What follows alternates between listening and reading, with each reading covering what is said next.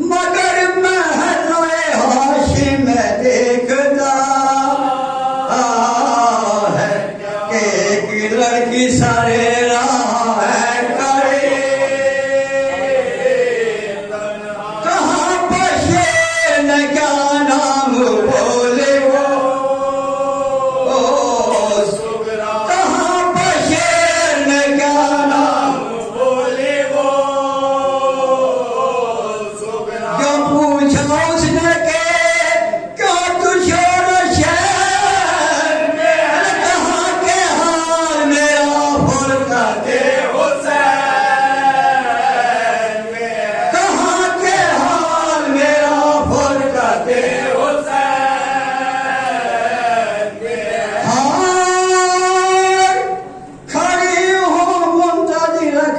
کے دیکھو وہ آئے میں گھر سے نکلی ہوں شاید کہ قاصدہ خدا کہے میرے بچڑوں کو خیر سے کہ یہ مریض نہ بے گولی ہے شفا کہ یہ مریض نہ بے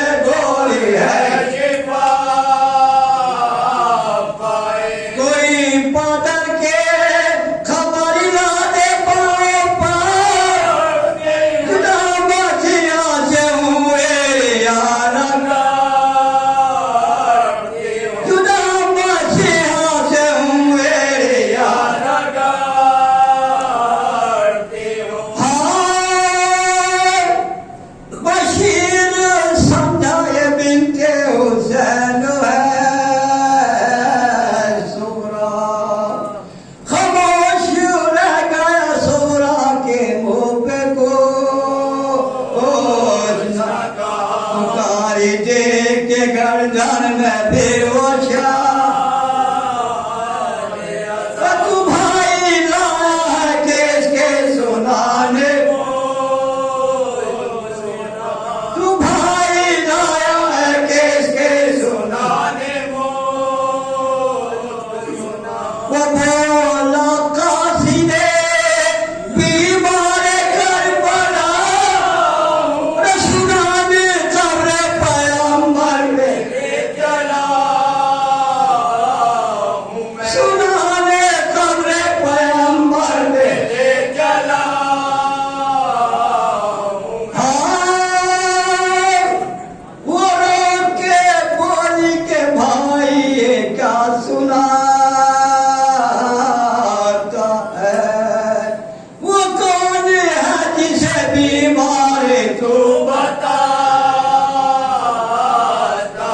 سنانے کس کی ہے یہ مجھ کو کہ مصطفیٰ کی لہر کو سنانے جا کہ مصطفیٰ کی لہر کو سنانے جا امامہ پھینک کے اس نے کہا دعا تیرے حسین کے سنانے تیرے حسین کے سنانے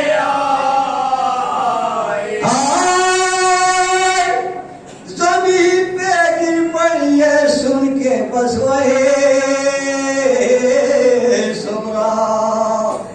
غم حسین میں ماتم ہر ایک گھر میں نکل پڑی سب عورتیں پر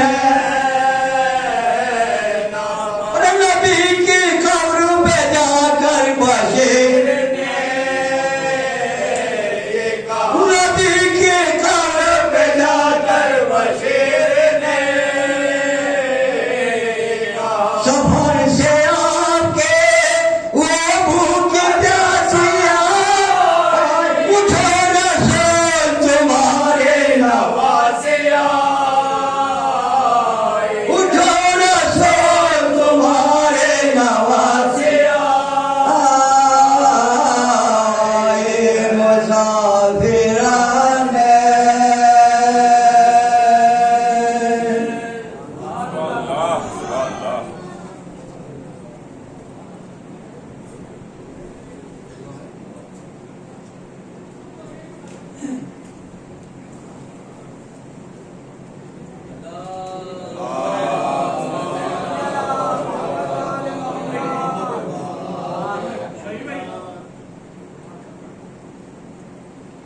گزارش کروں گا مولانا صاحب سے کہ وہ ممبر پہ آئیں اور اپنے مسلوں کے کام کریں.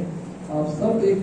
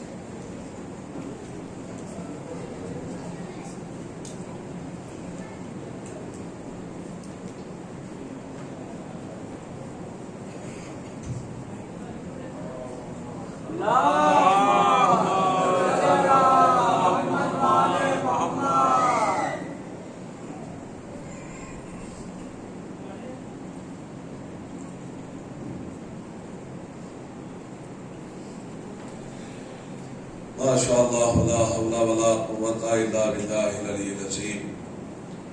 أعوذ بالله من الشيطان اللعين الرجيم. بسم الله الرحمن الرحيم.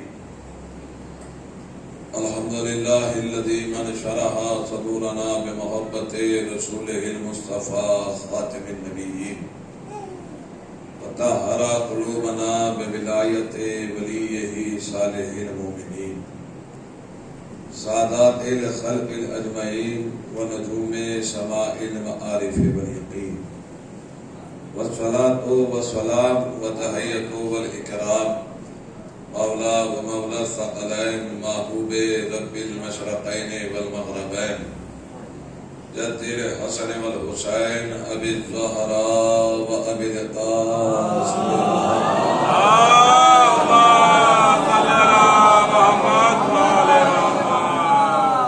الطيبين الطاهرين المعصومين المظلومين والمنتخبين المنتجبين ولعنة الله على أعدائهم أجمعين والغاصبين والمنافقين والكافرين والكاذبين والظالمين من يومنا هذا إلى يوم الدين. أما بعد فقد قال الله تبارك وتعالى في كتابه المبين وأصدق الصادقين وقوله الحق. بسم الله الرحمن الرحيم. الرحمن علم القرآن خلق الإنسان علمه البيان. صلوات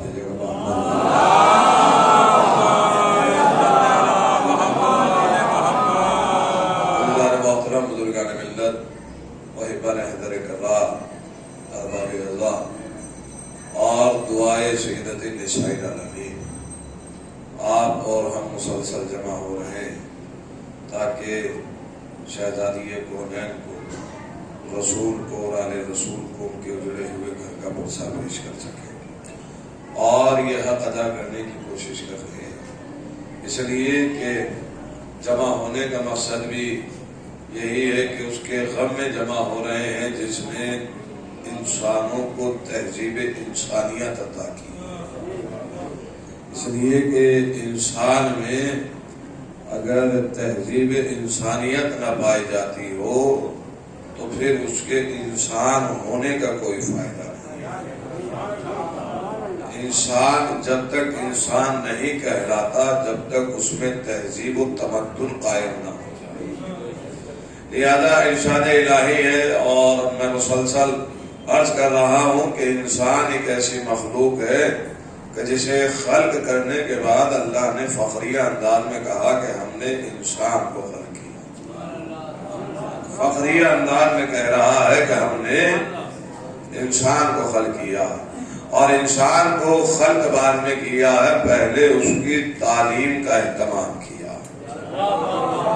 اب میں دو لفظ اسی موضوع کے سلسلے میں عرض کرنا چاہتا ہوں۔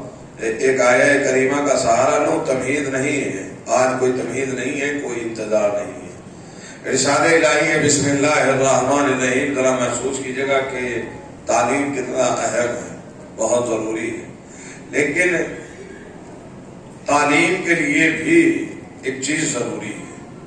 جیسے انسان کے لیے تعلیم ضروری ہے، ایسے ہی تعلیم کے لیے اچھے ظرف کا ہونا ضروری ہے۔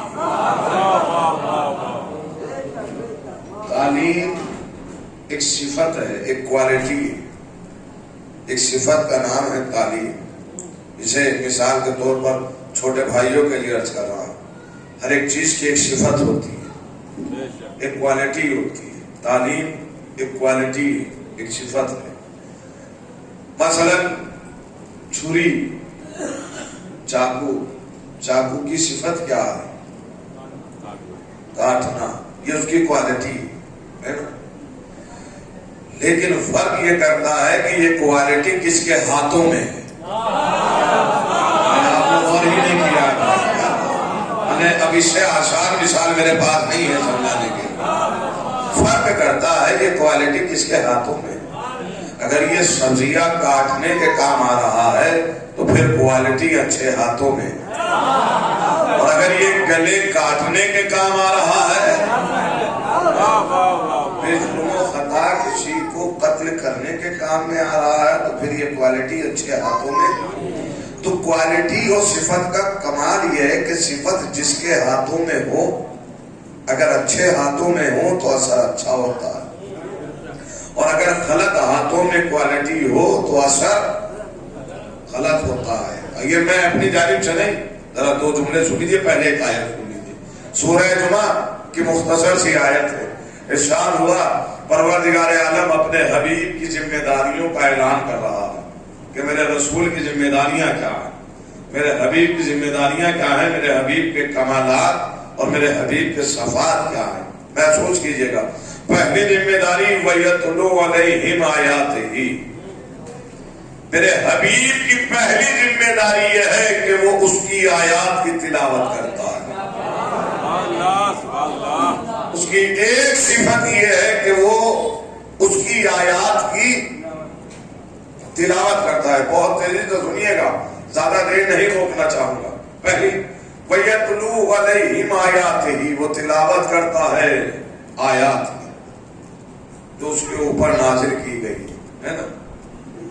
وَيُزَكِّيهِمْ، اب یہ وہ لمحہ فکر ہے، اور اس جملے پہ مجھے روکنا، چونکہ کوالٹی کی بات ہو رہی ہے، نبی کے صفات کی بات ہو رہی ہے، ایک لمحے کی بھی توجہ سے غفلت نہ برتیے گا۔ وَيُزَكِّيهِمْ، اور میرے حبیب کی دوسری ذمہ داری یہ ہے کہ تزکیہ نفس کرتا ہے۔ اب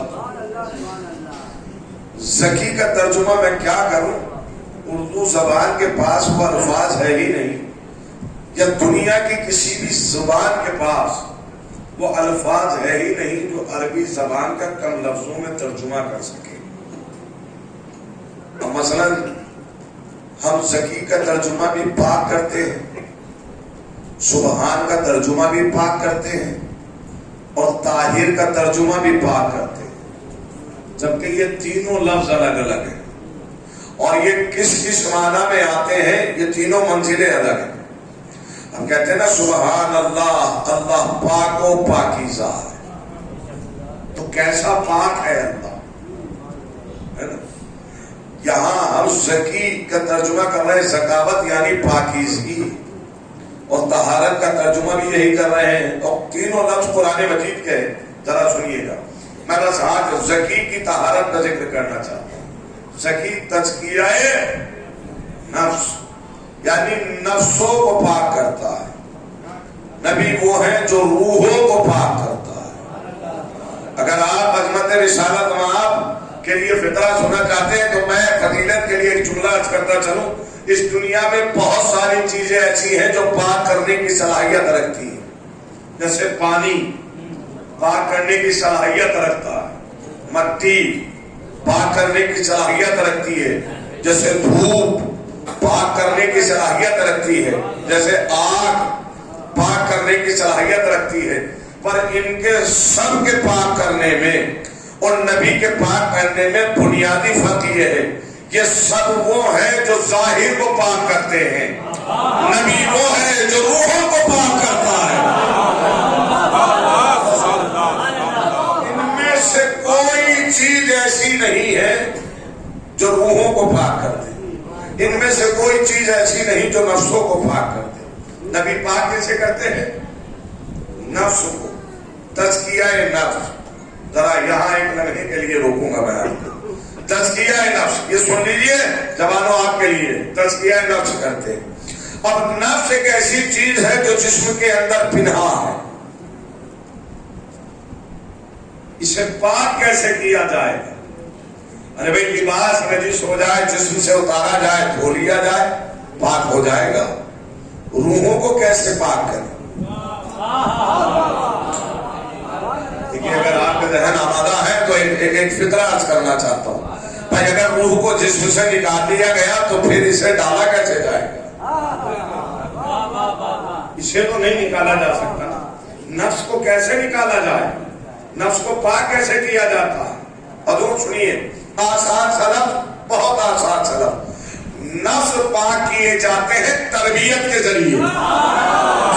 کاش کے نفس ہو جاتا میرے ساتھ ہو جاتے ہیں. نفس پاک کیے جاتے ہیں تربیت کے ذریعے. جتنی اچھی تربیت دو گے نفس میں اتنی ہی پاکیزگی آئے گی. اور نبی تربیت دینے ہی تو آئے ہیں. ارے بھائی نبی نے جو نفس پاک کیے ہیں وہ تربیت کے ذریعے. بھائی ہمارا کوئی عقیدہ نہیں ہے نا کہ سینہ چاک کیا جائے, دل باہر نکالا جائے, دل کی کثافت کو صاف کیا جائے اور پھر دل جو ہے وہ سینے میں رکھ دیا جائے.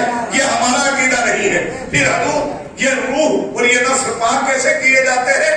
تربیت کے ذریعے. یعنی نبی تربیت دینے آئے, تزکیہ نفس کرنے آئے, یعنی نبی تربیت دینا آئے. بہت تیزی سے ایک جملہ سن لیجیے گا.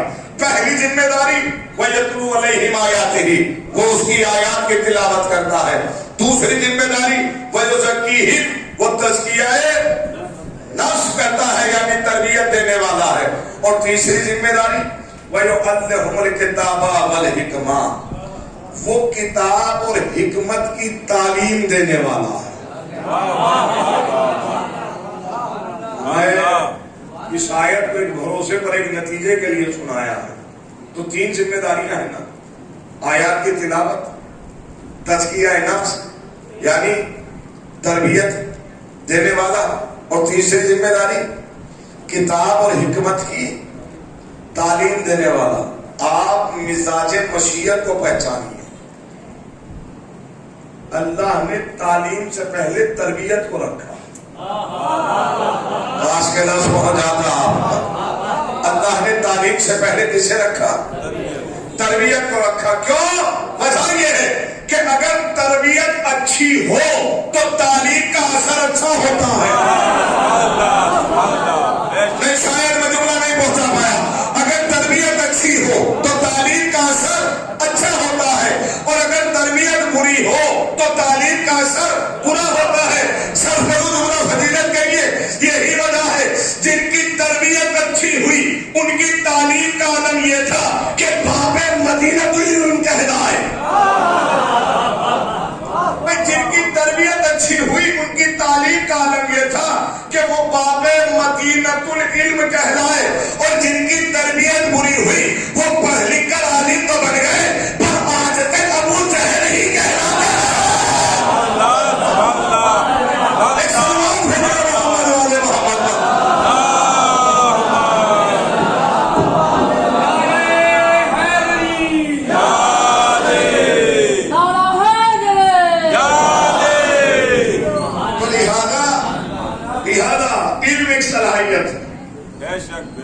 یہ اگر اچھے ہاتھوں میں ہو تو اثر اچھا ہوتا ہے،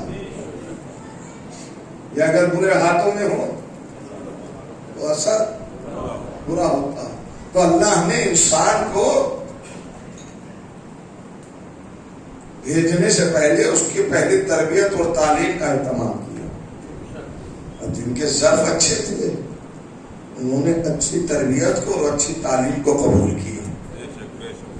ارے بھائی پڑھ لکھنے کا نام یہ تو نہیں ہے کہ اچھا انسان ہے، پڑھنا انسان کو عالم بنا سکتا ہے، اچھا بنائے گی تربیت۔ نہیں مجھے معلوم ہے، اس لیے کہ انسان تعلیم بعد میں لیتا ہے، تربیت پہلے لیتا ہے۔ یہی وجہ ہے کہ آپ کے اور ہمارے چھٹے امام جعفر صادق علیہ السلام،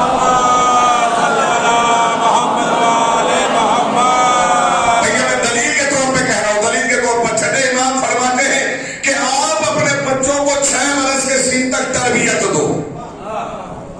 شاید رس پہنچے، امام نے نہیں فرمایا کہ تعلیم دو، کیا کہا؟ تربیت دو 6 برس کے سن تک، 6 برس تک آپ اپنے بچوں کو تربیت دو، اس لیے کہ اگر تربیت اچھی ہو گئی تو تعلیم کا اثر اچھا ہوگا۔ پوچھا مولا کس بات کی تربیت دے؟ تو امام فرماتے پہلی تربیت میں پہلی تربیت یہ دو کہ آپ اپنے بچے کو ہماری ولایت کی معرفت کراؤ۔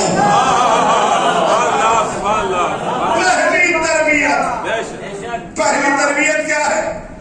آپ ہمارے بچوں کو، اپنے بچوں کو ہماری ولایت کی تربیت دو۔ اس کا مطلب یہ ہے ولایت تعلیم کا نام نہیں ہے، میں آپ نے غور نہیں کیا، ولایت تربیت میں، ولایت تربیت میں۔ پوچھا پھر دوسری تربیت مولا؟ اب یہ وہ بہت معلوم مرحلہ ہے، کہتے ہیں کہ دوسری تربیت یہ ہے کہ آپ اپنے بچوں کو آداب سلام سکھاؤ۔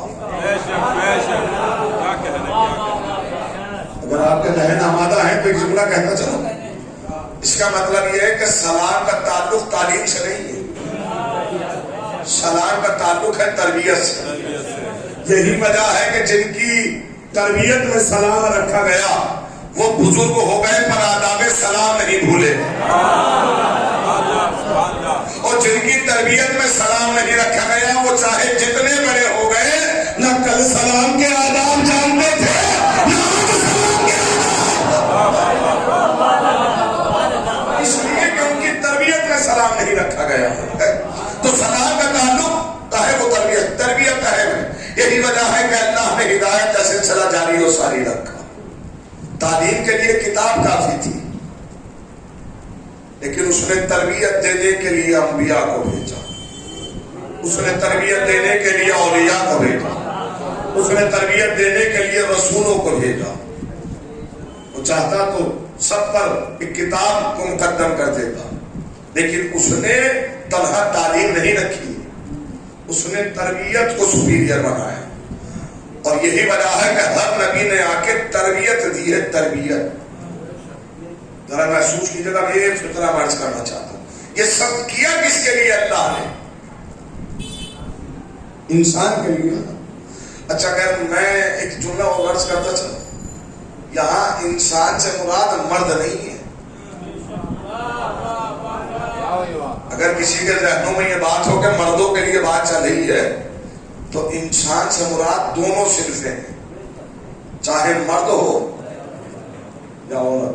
تو جب قرآن مجید نے ارشاد فرمایا کہ وہ لوگ کہ جو نیک اعمال انجام دیتے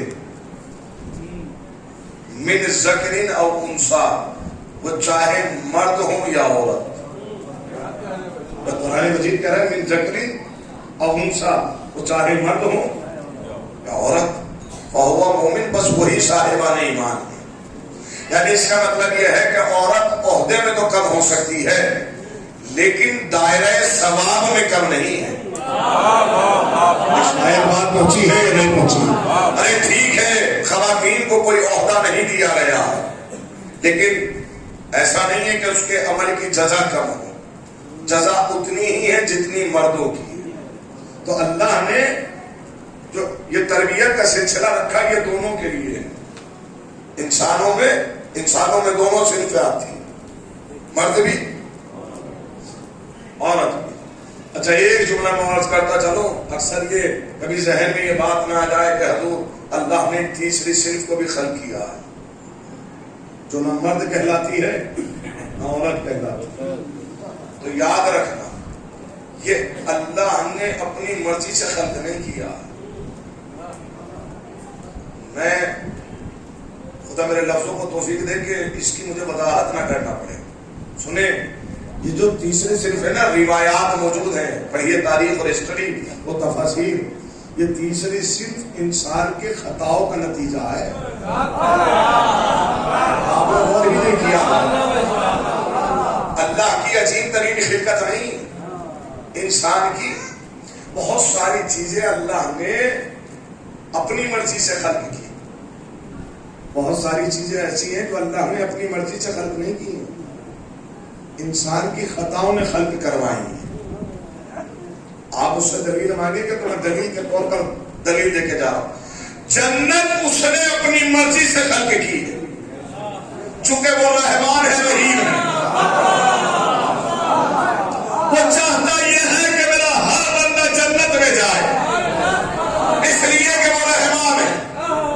جنت اس نے اپنی مرضی سے خلق کی ہے, لیکن دوزخ کو اس نے اپنی مرضی سے خلق نہیں کیا ہے, اس لیے کہ اس نے خود ارشاد فرمایا لو اجتمع الناس علی ولایت علی ابن ابی طالب لما خلقت النار. اگر سب علی کی ولایت میں جمع ہو جاتے تو جہنم کو خلق ہی نہ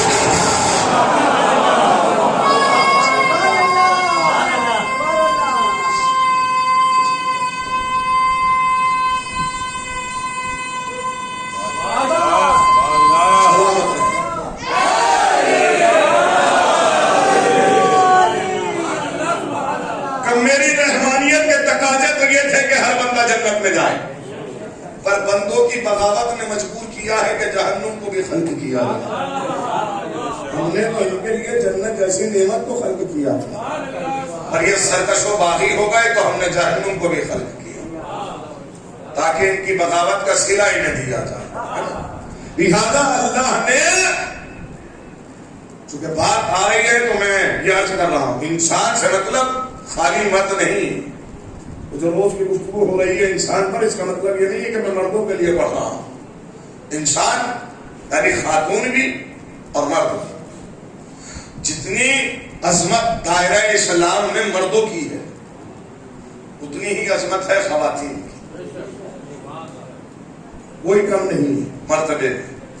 ہاں کچھ مقامات ایسے ہیں جہاں خواتین کو منصب نہیں دیے گئے, کچھ مقامات ایسے ہیں. لیکن ایک بات یاد رکھ, ایک صلہ ہے جو میں عرض کرنا چاہتا ہوں. جتنا اسلام اور دین الہی کے لیے جتنی قربانیاں مردوں نے پیش کی ہیں اتنی ہی قربانیاں پیش کی ہیں خواتین نے. لیکن موضوع سخت نہیں کرنا چاہتا ہوں, ایک دلیل کے طور پر ایک گوشہ پڑھنا چاہتا ہوں. شاید آپ نے اس سے پہلے اس زاویے سے نہیں سنا ہوگا, اور میں یہ دعویٰ نہیں کر رہا ہوں. جتنی جذبہ قربانی جتنا مردوں میں پایا جاتا ہے اتنا ہی جذبہ قربانی پایا جاتا ہے خواتین میں. لیکن مقام افسوس یہ ہے کہ ہم نے مردوں کے جذبہ قربانی کو یاد رکھا اور خواتین کے جذبہ قربانی کو بھول گئے. میرے پاس دلیل ہے, ہم نے یاد رکھا. ابھی ایک ماہ گزرا ہے, ماہ ذوالحج, اس میں ایک عید منائی جاتی ہے, عید قربان. کس کی یاد میں منائی جاتی ہے؟ یہ بتانے کی ضرورت تو نہیں ہے نا. عید قربان کس کی یاد میں منائی جاتی ہے؟ جناب اسماعیل کی اور جناب ابراہیم کی سنت کو ادا کیا جاتا ہے. یہی ہے نا, جذبہ قربانی کو یاد کیا جاتا ہے. میں پھر لفظ کہہ رہا ہوں, ابراہیم کا جذبہ قربانی ہے اور اسماعیل کا جذبہ قربانی ہے، تو یاد کیا جا رہا ہے. اور یاد بھی کیا جا رہا ہے چونکہ اللہ نے اسے شریعت محمدی میں رکھ دیا. اس جذبے کو شریعت محمدی میں رکھ دیا، اس لیے یاد کیا جا رہا. ایک باپ نے اپنا بیٹا چھری کے نیچے لٹایا، یہ سب نے یاد رکھا، پر یہ سب بھول گئے بھائی لٹایا کس کے لیے. سوال میرا یہ ہے کہ یہ جو باپ اپنا بیٹا چھری کے نیچے لٹا رہا ہے کس کے لیے؟ کس کے لیے؟ رضا الہی کے لیے. کس کے لیے؟ رضا الہی کے لیے، خوشنودی الہی کے لیے. مقام افسوس یہ ہے کہ ایک باپ نے رضا الہی کے لیے اپنا بیٹا چھری کے نیچے لٹایا تو سب نے یاد رکھا، اور ایک ماں نے رضا الہی کے لیے اپنا بیٹا دریا کے حوالے کر دیا. میں نے کہا کہ شاید آپ نے زاویے سے نہ سنا ہوگا. یہ آسان نہیں ہے جناب موسیٰ کا دریائے نیل کے حوالے کر دینا، وہ بھی ایک ماں کا. ایک ماں کا. سنیے، اگر یہ جذبات آپ سمجھ گئے تو پھر اس فیصلے کو اور جناب موسیٰ کی والدہ کے اس جذبہ قربانی کو دیکھنے کا نظریہ بدل جائے گا. خدا میرے لفظوں کو توفیق دے. بھائی ایک بچے سے محبت کائنات میں ماں سے زیادہ کوئی نہیں کر سکتا. دلیل کے طور پر میں آپ سے عرض کرتا چلوں، صاحبان اولاد ہیں، سب کے گھروں میں بچے موجود ہیں. بچہ جب تک ہنس رہا ہے، کھیل رہا ہے، مسکرا رہا ہے تو وہ سب کا ہوتا ہے. آپ نے وہ ہی نہیں کیا اس کی طرف. اگر بچہ مسکرا رہا ہے تو چچا آئے انہوں نے آگوش میں اٹھا لیا، دادا آئے انہوں نے پیار کر لیا، بابا آئے انہوں نے دیکھ لیا کہ بچہ مسکرا رہا ہے، پیار آ رہا ہے. اور اگر وہی بچہ رونے لگے تو جس کی آغوش میں ہوتا ہے ماں کے حوالے کر دیتا. کیوں حضور؟ اس لیے کہ جتنی ماں اس کی فطرت کو پہچانتی ہے، اس کی بے زبانی کو پہچانتی ہے، کائنات میں کوئی نہیں پہچان سکتا. ذرا سنیے گا. تو ایک باپ کے لیے جذبہ قربانی اور ہے، لیکن جب ایک ماں کو یہ کہا جائے ایک دن کے بچے کے لیے کہ دریائے نیل کے حوالے کر دو، دریائے نیل کے حوالے کر دو، تو ماں نے پلٹ کر یہ بھی نہیں کہا پروردگار بچے گا یا نہیں. بھئی آپ نے وہ ہی نہیں کیا، ایک معبود بنوایا اور دریائے نیل کے حوالے کر دیا.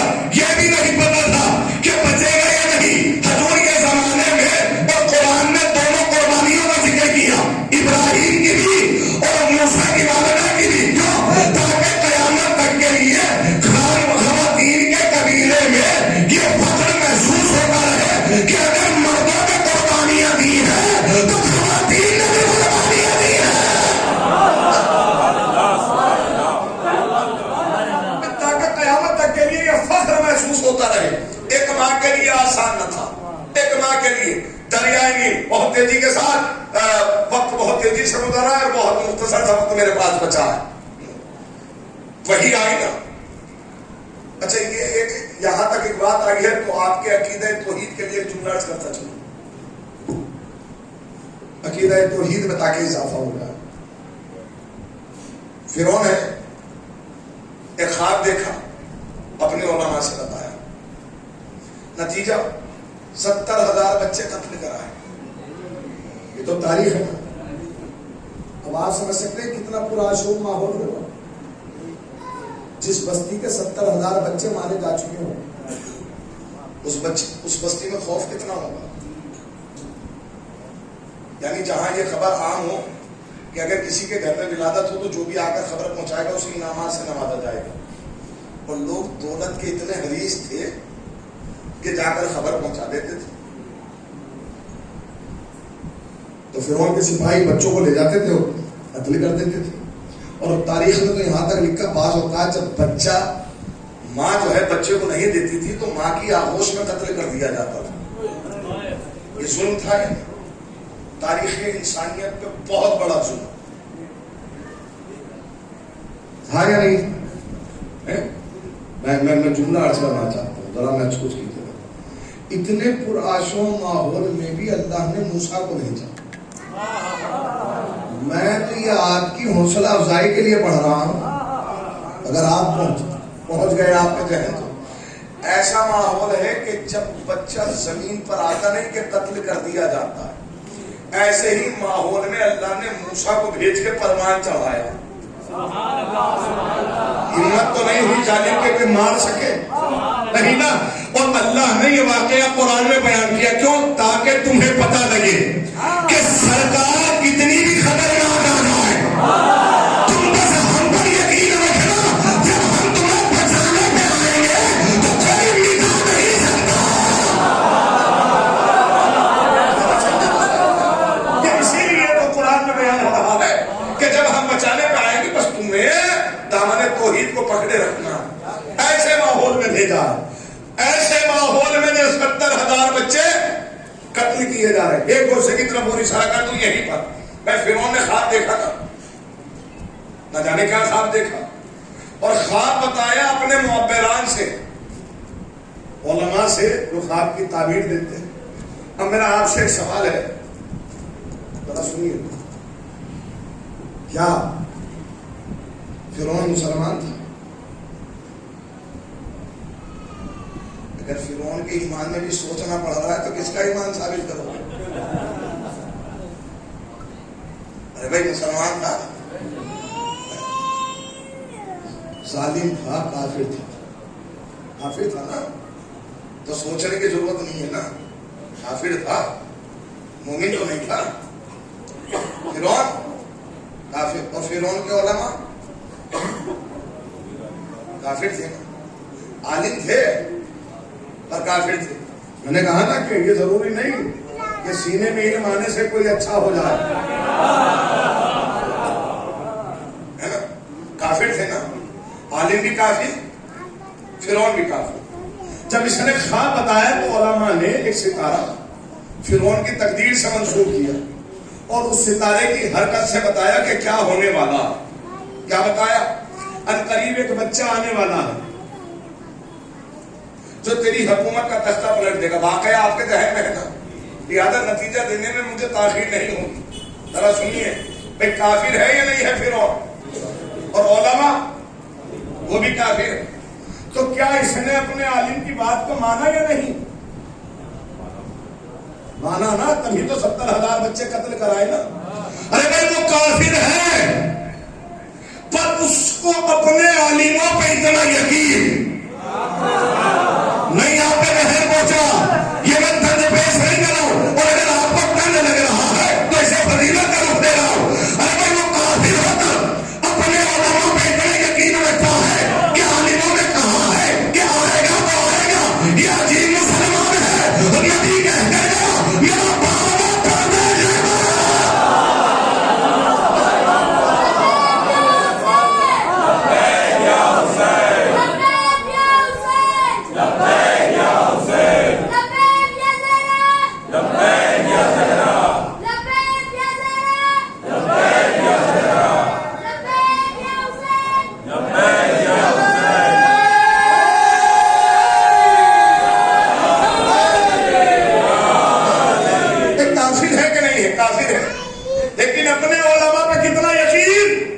عالموں نے کہا ہے بچہ آئے گا تو آئے گا، اور اللہ نے ایسے ہی ماحول میں بھیجا. بہت تیزی کے ساتھ ایک جملہ اور پیش کرنا چاہتا ہوں اور منفرد نتیجہ دینا چاہتا ہوں. جناب موسیٰ کی والدہ نے ایک تابوت بنوایا. قرآن مجید نے تابوت کہا ہے جسے صندوق کہا جاتا ہے، اور نجار سے کہا کہ اس میں سوراخ بھی بنا دیجیے آکسیجن کے لیے، ہے نا. اور اب نہیں دریائے نیل کے حوالے کر، اب دریائے نیل کے حوالے کیا. بہت منفرد نتیجہ دینا چاہتا ہوں. اب قرآن نے دوسری خاتون کا ذکر کیا فوراً.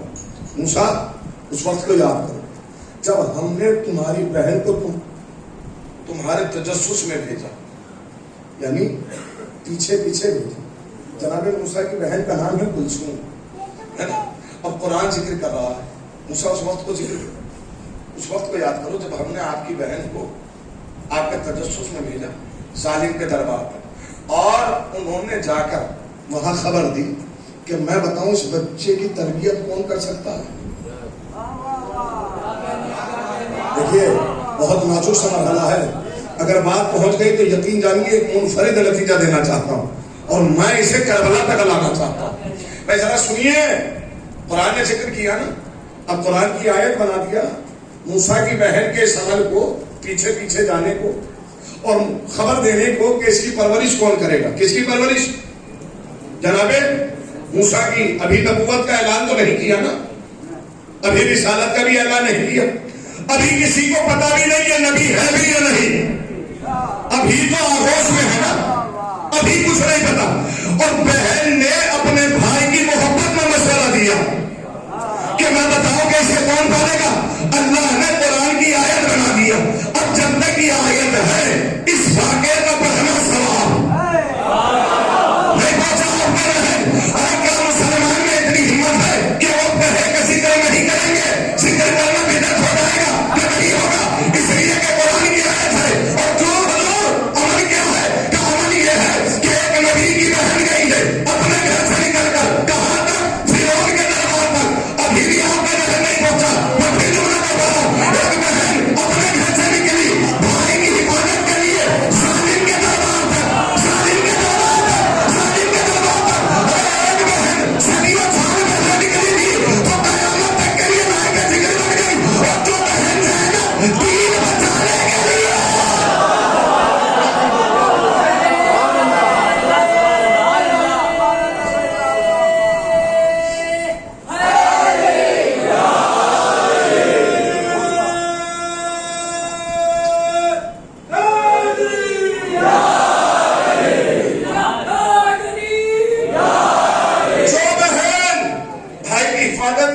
تھی تو قیامت تک کے لیے لائے کے ذکر بن گئی.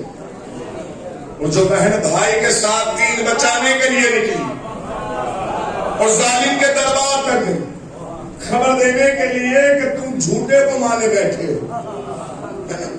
تو ایک خاتون کا ذکر ہو گیا, دوسری خاتون ہے جناب موسیٰ کی بہن. اب تیسری خاتون کا ذکر سن لیجیے. جیسے ہی یہ تابوت دربار میں پہنچا, فرعون کے سپاہیوں نے دیکھا, ہاتھ بڑھایا تو تابوت پیچھے ہٹ گیا. خبر فرعون تک پہنچی. فرعون آیا اپنی زوجہ کے ساتھ, جناب آسیہ.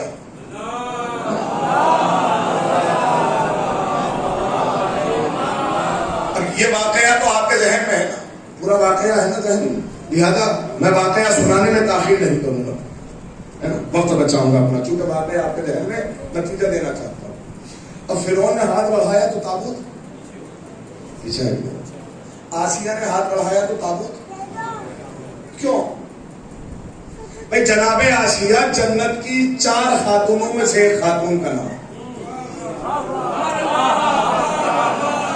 جناب آسیہ جنت کی 4 خاتونوں میں سے ایک خاتون کا نام ہے آسیہ.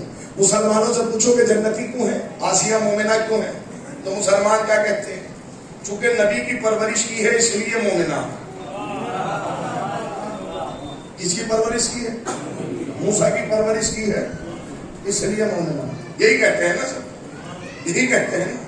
لیکن میرا نظریہ بالکل الگ ہے, وہ سن لیجیے.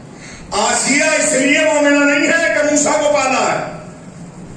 ابھی تو موسیٰ تابوت کے اندر ہے. آپ نے غور ہی نہیں کیا بھائی. ابھی تو موسیٰ تابوت کے اندر ہے. فرعون ہاتھ بڑھا رہا ہے تو پیچھے ہٹ گئے. آسیہ نے ہاتھ بڑھایا تو آگے آ گئے. بھائی فرعون نے ہاتھ بڑھایا تو پیچھے کیوں ہٹے؟ کیونکہ کافر تھا. آسیہ نے ہاتھ بڑھایا تو آگے آ گئے. اور ابھی موسیٰ ہے تابوت کے اندر. تو آسیہ اس لیے مومنہ نہیں ہے کہ نبی کو پانا ہے, بلکہ پہلے سے مومنہ ہے تو نبی کو پانا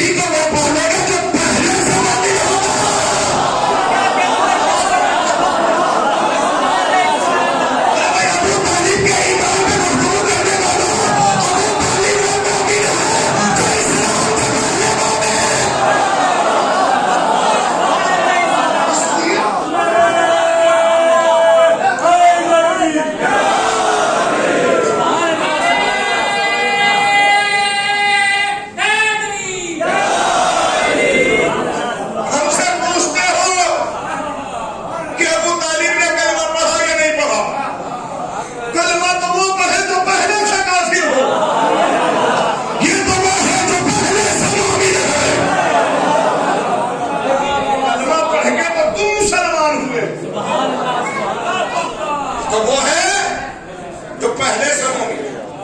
میں لفظ مسلمان استعمال نہیں کروں. یہ وہ ہے جو پہلے سے مومن ہے.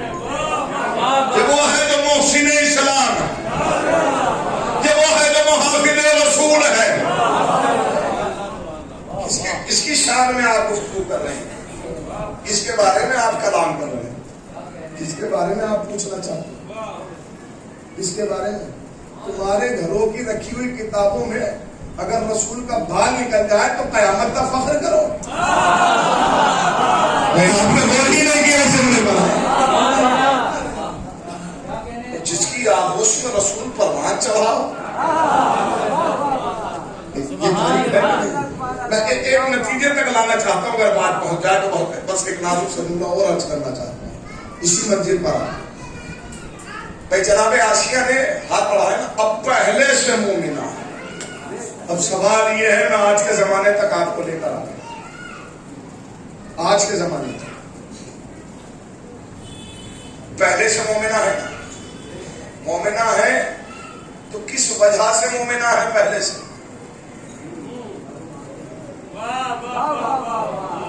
موسیٰ نے تو ابھی اعلان ہی نہیں کیا میں نبی ہوں. ابھی تو موسیٰ تابوت میں ہے نا. ابھی کسی سے نہیں بتایا میں کون ہوں, میرا مذہب کیا ہے, میرا دین کیا ہے, میرا عقیدہ کیا ہے, میں کس خدا کو مانتا ہوں. ابھی تو کسی سے کچھ نہیں بتایا نا. لیکن آسیہ کہاں ہے؟ پہلے سے مومنہ. معلوم ہے کیوں؟ سنیں, جملہ کاش کے پہنچا. خدا میرے لفظوں کو توفیق دے اور اس کو صحیح طرح سے میں آپ کے ذہن تک پہنچا سکوں. سنیں کہ وجہ کیا ہے مومنہ کی, کیوں مومنہ ہے؟ چونکہ اس سے پہلے فرعون جو بھی ظلم کر رہا تھا, بچوں کو قتل کر رہا تھا, ہے نا, بچوں کو قتل کر رہا تھا نا, اس ساری پالیسی کے خلاف تھی آسیہ. آپ نے غور ہی نہیں کیا. میں آپ کو اس زمانے تک لے کر آیا ہوں بھائی. اس زمانے تک آسیہ فرعون کے خلاف تھی نہیں. نہ بدلو, آسیہ مومنہ اس لیے ہے کہ ظالم کے خلاف تھی. نہیں, آپ نے غور ہی نہیں کیا. ذرا لفظوں کو اگر آپ اردو ادب سے واقفیت رکھتے ہیں تو میں ایک جملہ کرنا چاہتا ہوں. آسیہ مظلوموں کے ساتھ نہیں تھی, ظالم کے خلاف تھی.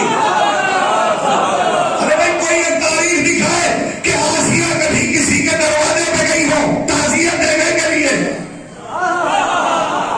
تسلیت دینے کے لیے, رضا دینے کے لیے. ظالم مظلوموں کے ساتھ نہیں, ظالم کے خلاف. اور قرآن بھی یہی کہہ رہا ہے کہ ظالم وہ نہیں جو ظلم کرے, ظالم وہ ہے جو ظلم دیکھ کر خانے سے رہ جائے. ہم بھی تو یہی کہہ رہے ہیں, وہ ہے جو مظلوموں کے ساتھ ہے اور وہ ہے جو ظالم کے خلاف ہے.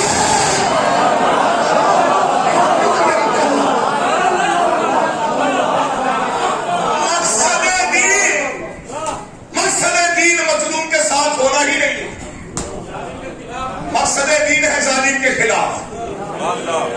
ظالم کے خلاف ہونا ہی مظلوم کی حمایت ہے. آسیہ مومنہ ہے پہلے سے. کیوں حضور؟ کیونکہ ظالم کے خلاف. اور معلوم ہے اس بی بی کی عظمت کیا ہے؟ اللہ نے صلہ کیا دیا؟ ذرا سنیے, اللہ نے صلہ دیا. ضرب اللہ مثلا للذین آمنوا, وہ لوگ جو ایمان لائے ہیں نا, جو مومن ہیں, اللہ نے ان کے لیے آئیڈیل بنا دیا. آئیڈیل, آئیڈیل, ایمان کا آئیڈیل. کسے؟ امرأۃ الفرعون, فرعون کی بیوی کو ہم نے مومنوں کا آئیڈیل بنا دیا. اس مرتبے کو کم نہ سمجھیے. تنہا آسیہ مومنہ نہیں ہے, مومنوں کی آئیڈیل. اب ایک جملہ میں اور عرض کرتا چلوں یہاں پر, اور یہ ہے تبلیغ. جو جملہ میں عرض کرنا چاہ رہا ہوں, آج ہمارے سے پوچھا جاتا ہے, اکثر جگہ پہ جماعت پوچھتے ہیں کہ حضور ہم ایسے ملک میں رہ رہے ہیں کہ جب ہم نجس غذا سے نہیں بچ سکتے, یعنی کافر کے منہ ہیں چاروں طرف, ہے نا, تو کہیں نہ کہیں ہمیں کھانا پڑ جاتا ہے, ہم نہیں بچ سکتے. ہم نے بھی اپنے استاد سے یہ سوال کیا کہ حضور ہم تو ملک ہند میں رہتے ہیں, چاروں طرف ہمیں ایسے ہی لوگ نظر آتے ہیں جہاں سے کھانے پہ ہم پر پابندی ہے, کیا کریں؟ تو معلوم ہے جواب کیا تھا؟ جواب یہ تھا